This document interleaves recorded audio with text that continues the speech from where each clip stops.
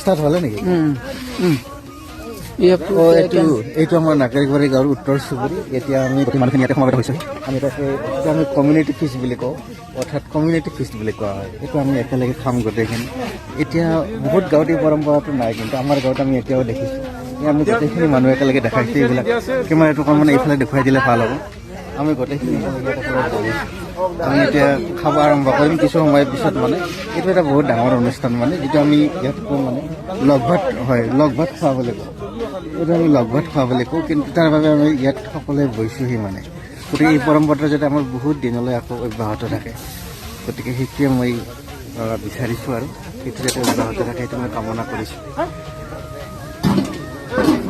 আৰু মোৰ লগত এখেত আছে আমাৰ যিটো মোৰ বন্ধুবৰ পৰাগ হালৈ, তেখেতে মোক গোটেই বস্তুটো আগবঢ়োৱাৰ ক্ষেত্ৰত সহায় কৰিছে। অকণমান তুমি এইফালে দেখুৱাই দিয়া।